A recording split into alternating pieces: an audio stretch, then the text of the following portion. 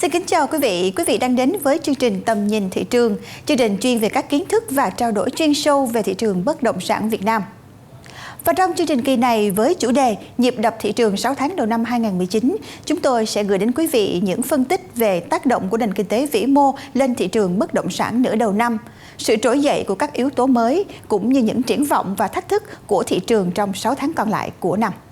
Với những nhận định và bình luận của các chuyên gia, bà Dương Thùy Dung, Giám đốc cấp cao CBRE Việt Nam, ông Nguyễn Xuân Thành, giảng viên trường chính sách công và quản lý Fulbright, Đại học Fulbright Việt Nam, ông Kenneth Atkinson, người sáng lập, thành viên Hội đồng tư vấn cao cấp Grant Thornton Việt Nam, ông Andy Han Suk Chung, Tổng giám đốc SonKim và chuyên gia kinh tế Bùi Văn.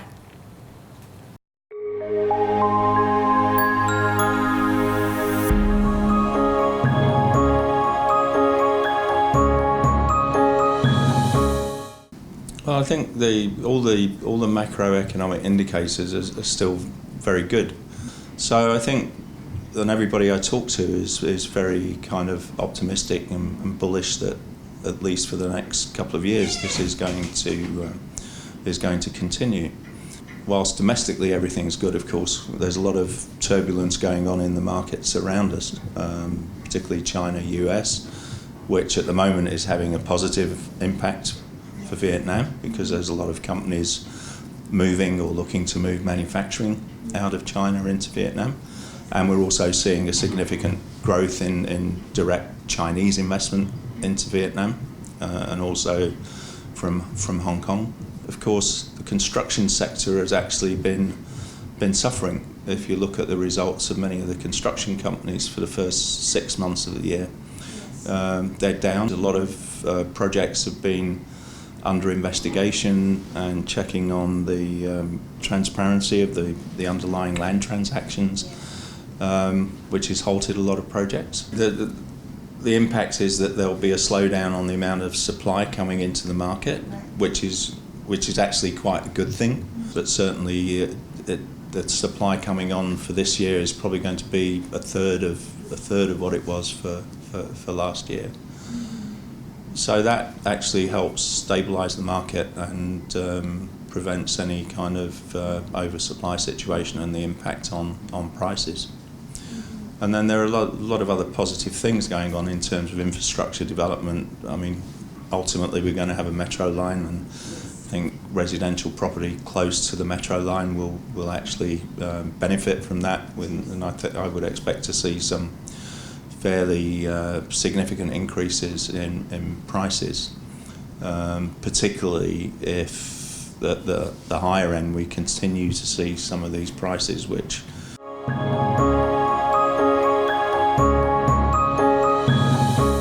chúng ta có thể nhìn từ nền kinh tế toàn cầu và các yếu tố nội tại của nền kinh tế Việt Nam. Thì đối với nền kinh tế toàn cầu đó là xu hướng suy giảm tốc độ tăng trưởng ở hầu hết các nền kinh tế. Nó đến từ có thể nói là 3 yếu tố. Thứ nhất là đó là một cái sự điều chỉnh sau một cái chu kỳ tăng trưởng khá là nhanh, đặc biệt là ở nền kinh tế Hoa Kỳ với những cái chính sách của Tổng thống Donald Trump như là giảm thuế và kích thích đầu tư của doanh nghiệp. Đấy, thì dự đoán của thị trường luôn luôn là kể cả nền kinh tế Hoa Kỳ trong cái thời điểm hiện nay, mặc dù là mức toàn dụng lao động vẫn đang rất là tốt, đấy, nhưng mà tăng trưởng cũng sẽ suy giảm. Yếu tố thứ hai đó là chiến tranh thương mại Mỹ-Trung. Kim ngạch xuất nhập khẩu của toàn cầu đã tăng trưởng chậm hẳn lại với tác động của chiến tranh thương mại. Và khi đó thì các doanh nghiệp, đặc biệt là các công ty đa quốc gia cũng cắt giảm lại các cái khoản đầu tư của mình. Và điều đó ngay trong ngắn hạn nó cũng đã làm suy giảm tăng trưởng. Yếu tố thứ ba nằm ở châu Âu, đó là những bất ổn liên quan đến vấn đề Brexit. Đấy, không có một cái hướng đi rõ ràng.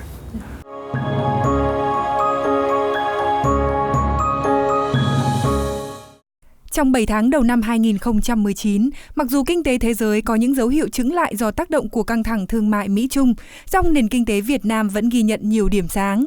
Theo Tổng cục Thống kê, chỉ số giá tiêu dùng CPI bình quân 7 tháng ghi nhận mức thấp nhất trong vòng 3 năm gần đây, khi tăng 2,61% so với cùng kỳ năm 2018.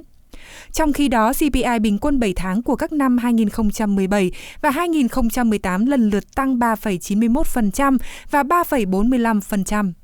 Đây là kết quả từ một số yếu tố tích cực như giá một số nguyên liệu đầu vào có xu hướng tăng trở lại, mức lương cơ sở tăng, đặc biệt là Ngân hàng Nhà nước thực hiện chính sách tiền tệ linh hoạt, giữ vững mục tiêu ổn định kinh tế vĩ mô. Cũng theo Tổng cục Thống kê, lạm phát cơ bản trong tháng 7 tăng 0,23% so với tháng trước, tăng 2,04% so với cùng kỳ năm trước. Lạm phát cơ bản trong 7 tháng đầu năm tăng 1,89% so với cùng kỳ năm 2018. Trong khi đó, thu ngân sách nhà nước trong 7 tháng tiếp tục duy trì tiến độ ổn định, đạt 777,7 nghìn tỷ đồng. Ngược lại, trong 7 tháng qua, ngân sách nhà nước đã chi 726,2 nghìn tỷ đồng, trong đó chi thường xuyên đạt gần 523 nghìn tỷ đồng, chi đầu tư phát triển hơn 130 nghìn tỷ đồng và chi trả nợ lãi 65 nghìn tỷ đồng. Dưới tác động của căng thẳng thương mại Mỹ-Trung, thị trường tiền tệ thế giới chứng kiến nhiều sự biến động. Tuy nhiên, tỷ giá đô la Mỹ trên Việt Nam đồng vẫn được duy trì ổn định trong suốt những tháng đầu năm 2019.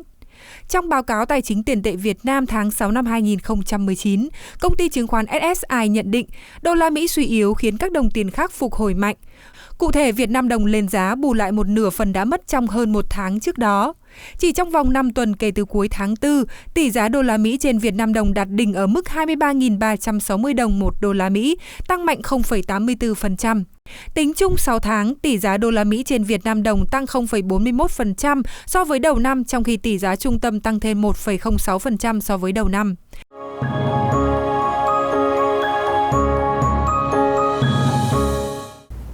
Thế còn nhìn về các yếu tố nội tại của nền kinh tế Việt Nam thì thứ nhất là vì cái ảnh hưởng của suy giảm tăng trưởng toàn cầu thì Việt Nam với một cái mức độ mở của nền kinh tế rất lớn hiện nay, đặc biệt là về thương mại và đầu tư thì tăng trưởng của chúng ta cũng suy giảm. Nhưng mà cái sự suy giảm đấy nó lại không có mạnh, bởi vì là có một cái yếu tố tích cực trong nội tại của nền kinh tế Việt Nam hiện nay đến từ đầu tư của doanh nghiệp tư nhân và việc tiếp tục mở rộng sản xuất kinh doanh của các doanh nghiệp FDI. Thứ hai nữa là sức mua và tiêu dùng trong nền kinh tế vẫn tăng trưởng khá. Nhưng cũng có những cái điểm mà chúng ta rất đáng quan ngại. Đó là cái tình trạng đầu tư công hiện nay tăng trưởng rất là chậm. Trong cái bối cảnh đấy thì đối với nền kinh tế trong nước thì cũng có những cái điều chỉnh về chính sách vĩ mô, đặc biệt là ở mặt chính sách tiền tệ. Thì năm 2018, Ngân hàng Nhà nước đã buộc phải thắt chặt lại để tín dụng tăng trưởng chỉ ở mức gần 13%. Và từ 18 đến nay thì cái đà tăng trưởng tín dụng là vẫn giảm liên tục.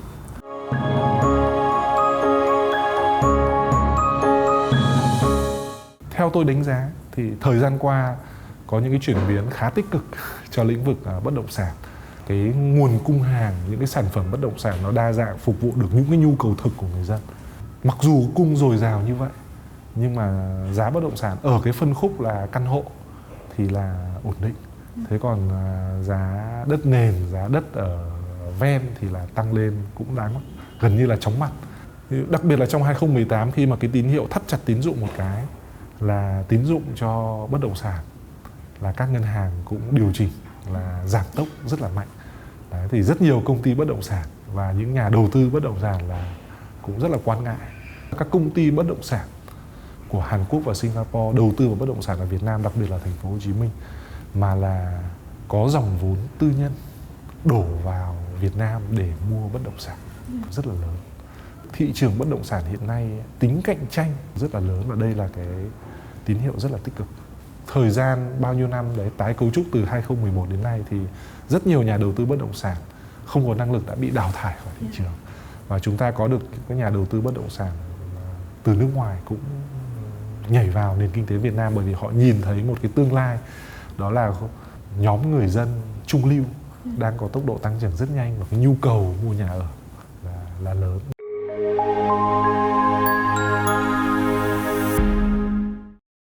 Báo cáo của Cục Đầu tư nước ngoài, Bộ Kế hoạch và Đầu tư cho thấy, dù nguồn vốn đầu tư trực tiếp nước ngoài FDI đăng ký vào Việt Nam trong tháng 7 2019 đã tăng nhẹ so với tháng 6 trước đó, đạt tổng trị giá 1,75 tỷ đô la Mỹ. Thế nhưng tổng vốn FDI đăng ký trong 7 tháng vẫn giảm 12% so với cùng kỳ năm 2018, đạt hơn 20,21 tỷ đô la Mỹ. Tuy nhiên, trong khi tổng vốn đăng ký cấp mới và vốn tăng thêm giảm 35,6% so với cùng kỳ năm trước, chỉ đạt 11,7%, thì vốn FDI từ vốn góp mua cổ phần của các nhà đầu tư ngoại lại tăng mạnh gần 78%, đạt 8,52 tỷ đô la. Công nghiệp chế biến chế tạo thu hút vốn ngoại nhiều nhất với 14,46 tỷ đô la Mỹ. Bất động sản giữ vị trí thứ hai với 1,47 tỷ đô la. Bán buôn, bán lẻ và sửa chữa ô tô, xe máy theo sau với 1,09 tỷ đô la Mỹ. Cũng trong 7 tháng này, các dự án có vốn FDI tại Việt Nam đã nhập 82,5 tỷ đô la Mỹ kim ngạch hàng hóa. Song ở chiều ngược lại, các dự án FDI cũng đã xuất khẩu, kể cả dầu thô, là hơn 101,13 tỷ đô la. Như vậy, khu vực này đã xuất siêu hơn 18,6 tỷ đô la. Theo Bộ Kế hoạch và Đầu tư, Hiệp định Bảo hộ Đầu tư EVIPA đã thúc đẩy dòng vốn FDI từ EU vào Việt Nam, đặc biệt là ở các ngành dịch vụ chuyên môn, tài chính, viễn thông, vận tải và phân phối.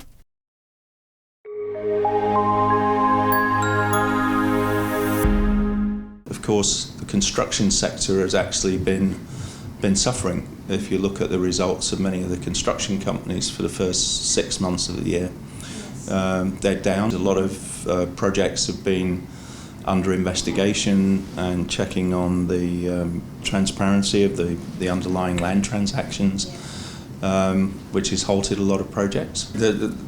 The impact is that there will be a slowdown on the amount of supply coming into the market, which is actually quite a good thing. But certainly, the supply coming on for this year is probably going to be a third of what it was for last year. So that actually helps stabilise the market and prevents any kind of oversupply situation and the impact on prices. And then there are a lot of other positive things going on in terms of infrastructure development. I mean, ultimately we're going to have a metro line, and I think residential property close to the metro line will actually benefit from that. And I would expect to see some fairly significant increases in prices, particularly if at the higher end we continue to see some of these prices which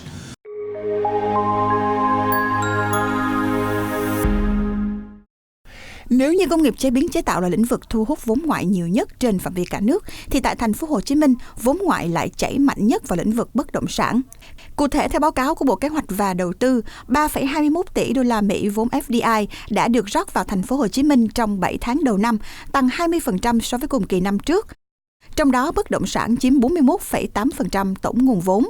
Theo sau là hoạt động chuyên môn khoa học và công nghệ, chiếm 21,9%, bán buôn và bán lẻ, sửa chữa ô tô, xe máy, xe có động cơ khác, chiếm 19,5%, công nghiệp, chế biến, chế tạo chiếm 5,8%. Quần đảo Virgin của Anh dẫn đầu dòng vốn đầu tư vào thành phố Hồ Chí Minh khi chiếm 30,3%, tiếp đến là Hàn Quốc với 26,4%, Nhật Bản chiếm 19,5%, Singapore và Hồng Kông Trung Quốc lần lượt chiếm 5,4% và 3,7%.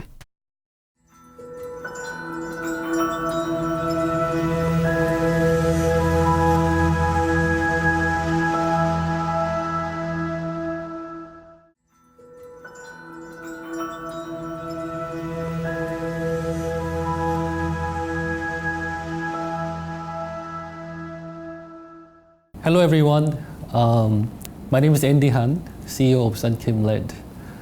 This session we have an expert from CBRE who is going to give us a lot of insight about what's happening in the Ho Chi Minh City condominium market. Ms. Thùy Jung, she is the head of professional services in CBRE. Hi. Thank you, Andy, for your very kind introduction. Property market, especially in Ho Chi Minh City, over the last 10 years or so. So we have seen this, right? So here we are, 2019. We have all the numbers from the first half, right? So now, what do all these numbers mean in terms of real estate? When we look at all economic indicators, not only of Vietnam but also of Ho Chi Minh City in particular, we see a very positive picture of Vietnam economy performance. GDP growth, as you just mentioned, was around 6.7%, even a little bit lower than the same period of last year, but still much higher than the average growth in the period of 2011 to 2017. And it is still among the highest country in the Southeast Asian. And in terms of GDP structure, then construction is also the highest, structure, and that is also support for a steady growth of real estate market. We mentioned about the number of international arrivals. It means the increase in the occupancy rate for the hotel or hospitality sector across all cities. So in general, we believe that the steady growth of the economic indicators in Vietnam has a continuously support for the growth of the real estate market. New launch in the first half actually dropped by 42%. And sold units have dropped by 38%, while the sold rate in the launch was 88%. And selling price has increased by 20% year on year. Absorption rate was quite high due to the limited supply. Where are these strong demands coming from? Are these local buyers or international buyers? We saw a very interesting picture for the condominium market, especially in Ho Chi Minh in the first half of 2019, because after a very strong recovery since 2015 until 2018, for the first time in the city, we saw a drop for both number of launches and number of units sold. And the drop doesn't necessarily mean that the demand is becoming less in the market. When we look at the absorption rate of projects that are newly launched in the first half, then that is still very high. Of course, it varies depending on certain segment. But the average absorption rate for the whole market was around 60 to 65%. We believe that the demand is so strong coming from both investors and from end users. Depending on certain segments, for high-end and luxury segments, we believe the strong demand still comes from the buy-to-let and buy-to-gain investors. And especially over the last 6 months, we saw a drop in supply. So limited supply will lead to while demand is still strong, will lead to an increase in the price, not only on the primary market, but also on the secondary market. So if you are capital buy-to-gain investors, we believe that you could get quite a good margin if you want to resell the products on the secondary market. And for the affordable and mid-end segment, where the majority buyers are end users who buy it for their own occupation, the demand from this type of buyers are also very, very strong. And given the growth of population and the growth of urbanization in this city, we believe the demand driving factors for these two segments, affordable and mid-end segment, will continue to be very strong in the future.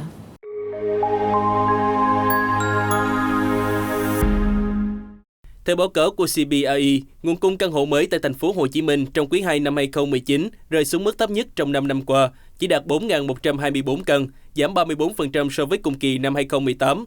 Như vậy, tính chung 6 tháng đầu năm, thị trường căn hộ bán thành phố Hồ Chí Minh ghi nhận tổng nguồn cung đạt 8.547 căn.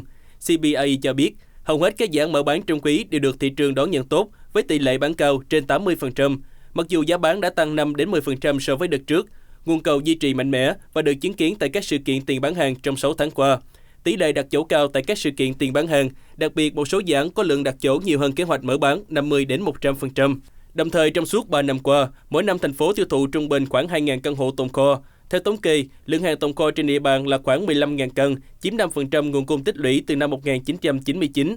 Song các sản phẩm còn lại này chủ yếu đến từ các dự án cũ có diện tích căn hộ lớn, thiết kế và mặt bằng không tốt. Trong bối cảnh nguồn cung hạn chế và tình hình kinh doanh tốt tại các giai đoạn trước, giá bán căn hộ trên thị trường đã tăng 5% theo quý và tăng 20% theo năm. Giá trung bình là 1.873 đô la Mỹ một mét vuông. Giá bán tăng được ghi nhận tại tất cả các dự án chào bán trong quý và các sản phẩm còn lại trên thị trường. Trong đó quận 2, quận 7 và quận 9 có mức tăng giá cao nhất từ 15 đến 25% theo năm. CBA dự báo thị trường thành phố Hồ Chí Minh sẽ đón nhận thêm hơn 23.000 căn hộ vào nửa cuối năm 2019.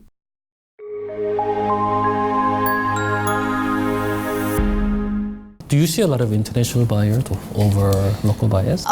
Yes, we do. Since the introduction of that policy to open the door for foreign buyers, we continually see a significant increase of foreign buyers to the city, and especially to the high-end and luxury segments. Primary condo selling prices across all segments, affordable, mid-end, high-end, and luxury markets, have continued to increase for many years now. Yeah. Do you expect the price to continuously to increase? You know, to our surprise, in the first half of this year, the price increased across all segments. You know, in the previous years, we also reported an increase in the price, majorly for the high end and the luxury segment. But by end of June of this year, we saw that the price increase also for the affordable and mid-end segment. And on average, the price increased around 20% year on year. And particular when you look at the high-end segment, it increased by 25%. And this is probably the highest growth of price in the last 5 years since the market started to recover. And we believe the major reason is the little supply we got in the first 6 months. And while we look at the new supply in the next 6 months, there is a huge pipeline of new supply to be launched from now until end of 2019. Based on our discussion with developers and with sales agencies, we believe that 2019 supply will be more equal to the number of 2018. But if anything happened to the licensing process of these projects, then the supply will continue to be limited as what we have seen in the first 6 months, and that could lead to an increase in the price. Okay, now we've briefly talked about the affordable segment. There was no launch in the first half, and there was only 20 units that was sold in the first half. Country still needs a lot of these apartments in the affordable segment. What is the reason for this low supply? We believe the number one reason is the land price. Land price increase every day. And for affordable segment, we could not increase the price too much, and that led to a much lower margin for investors. And apart from land price, the availability of land bank is also becoming limited. And they have no choice to go further to the decentralized area, to the outskirts areas to develop that projects.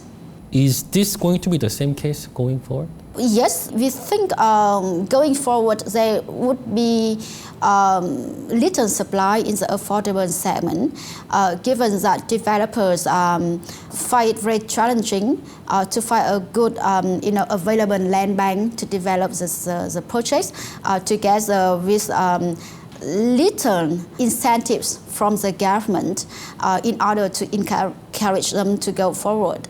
Also from buyers' perspective, right affordability is one of their first priority. They also want to be not too far from the city center. This is a dilemma for affordable project developers. New launches in the first half mainly came from East and South. East comprising of 61%, South 23%. While some notable projects are expected to be launched in the West, should people invest in East or West? What is your view?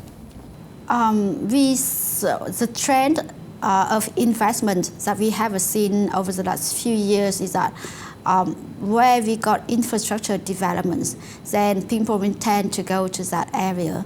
And for that reason, a lot of buyers, being end users or investors, tend to invest into the east of the city.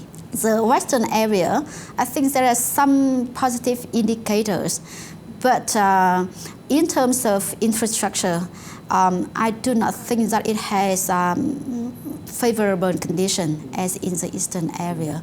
Second home and vacation home markets have been quite hot.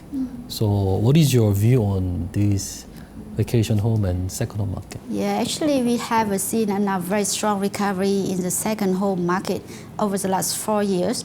And why we talk a lot about the residential and condominium market in the two big cities, Hanoi and Ho Chi Minh City, other cities like Da Nang, Nha Trang, Phú Quốc also has a very good absorption rate of the second home market. Why? Number one is the increase in the international arrival, and also the increase of local arrivals to these cities. Nha Trang and Da Nang last year saw an increase of 25 to 35% of total arrivals. For the second home market, most of buyers are investors, and it is considered a very good investment channel for our investors. Okay, so thank you very much, Ms. Thùy. You're welcome. My pleasure to talk to you.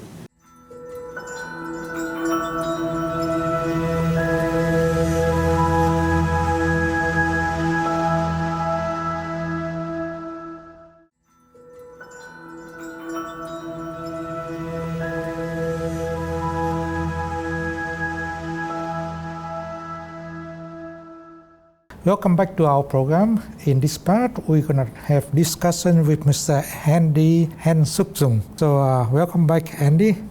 The first question is we may look at several factors of the macroeconomics in the first 6 months. Among all the macroeconomic indicators, what is the most important impact on the real estate market? Actually, when we look at the statistics of the first half, I think it was quite strong. Some numbers were stronger than last year. Yes. Some numbers were just under last year's, but overall it was very strong. But somehow these statistics did not correlate with the real estate, the property market. It's because basically in terms of the residential market, there were very few supply. So all these macroeconomic figures didn't impact much to the market, but because of the supply and demand issue in the market, for the first time in residential market after the crisis, we have seen the number of supply down. Yes. While the demand were very strong by local and foreign investors. So normally when the macro numbers are good, the market is also impacted, and then market also shows very positive performance. But unfortunately for this particular period, because of the slow approval process by the government, and because there were very little launch by the developers like ourselves, the market, people wanted to buy more properties, but then unfortunately, not many people were able to buy due to the very little supply. Yeah.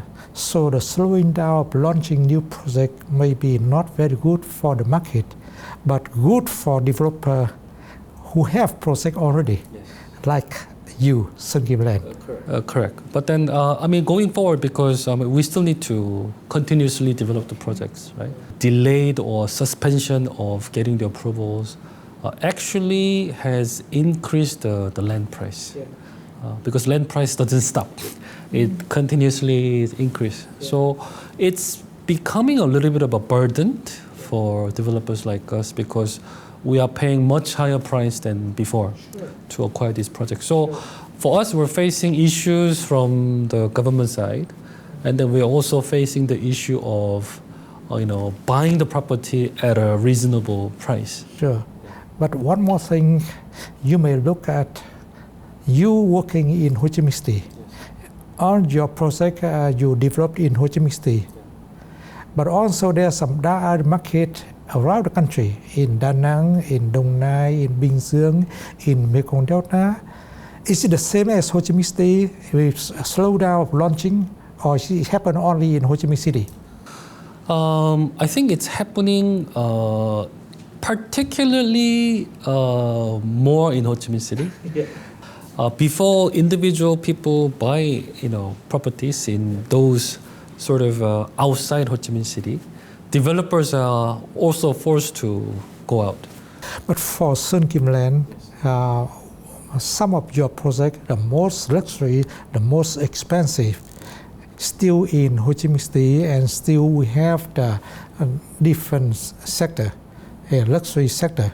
So buyer in luxury sector, they look at the factor macroeconomics, microeconomics in Ho Chi Minh City. Do they look at on other factors around the world, like the trade war between US and China, or is it something is not stable in the worldwide economics? Well, I think Vietnam property market is quite special these days. What I mean by this is that I was in China 2 weeks ago, and I visited many key cities in China and looked at how the developers develop, what's the market sentiment in China. The sentiment definitely in China was not same as few years back. Yeah, of course they are impacted from this trade war, and people or the general public was more cautious in terms of making the investment, whereas Chinese people in China, they are very interested in investing in Vietnam, because Vietnam is one of the few markets that are growing in Asia. Not only China, a lot of people from Asian countries, Korea, Japan, Taiwan, knowing that Vietnam market is quite strong these days, and their market is relatively weak. And then in those countries, there are a lot of strong restrictions in terms of tax, in terms of number of houses they can own, and etc. So they are turning into Vietnam. So I can say that in good locations, in good projects, the foreign investors are very, very interested. That's a very important part that we need to mention. That is my next questions we talk about. We need a new policy for the market. And you mentioned that we need a new policy for foreigners to buy properties in Vietnam. So what do you think the most important policy for foreigners to buy property in Vietnam? I think the property market has become very hot after the government allowed foreigners to buy, after the Congress has passed the law. Then the developers went out, start to buy the land, and then come up with the development projects. And then foreigners, they showed interest and they reacted to this kind of law changes. But unfortunately, the ceiling is at 30%, meaning 30%. 30%. So only 30% of the buyers can legally buy the properties, apartments. You mean legally? So how about the person on number 31%? So I see many ways for these foreign buyers to buy. If they are not part of the 30% quota, they will use their friends or they will use their employees to go around. To me, I don't think this is a healthy way, both for the investor and for the country. So I'm hoping this quota can be increased up to 40 or even up to 49% if the government is so concerned about many foreigners owning the properties of Vietnam. And then another issue that we see now is that after the law has passed, foreigners have the right to own, but then when the law is there, foreigners expect to have the proper ownership, but this ownership has not been issued out until now. due to some issues in the government. And also, you mentioned the other way to increase the demand in the market, or is better for market development, is the rate. The concept of rate is not that in Vietnam. So this is actually a new concept even in the world, which is sort of like a fund, and you as an individual investor, you are able to have some sort of ownership of the commercial assets. This is very popular in other countries: Singapore, Korea, Hong Kong, Australia, and the US. For Vietnam, there is no law regarding these REITs. Come back to the luxury market. When we say that there's a lot of supplier and there's a lot of demand, and people start to look for something different. People start to explore some diversification. So would say that when in the luxury market, in last 6 months, we experienced what kind of diversification?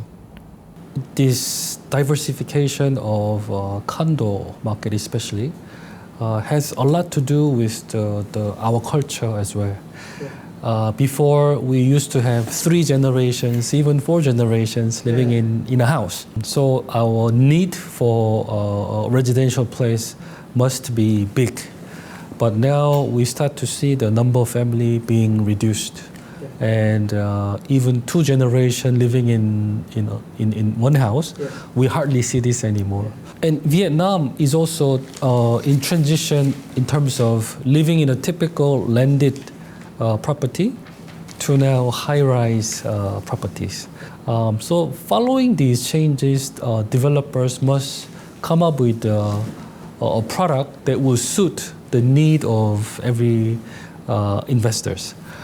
So in our case, in SonKim Land, we have introduced a concept of sky villas for those who still want to have the feeling of living in a house or villa.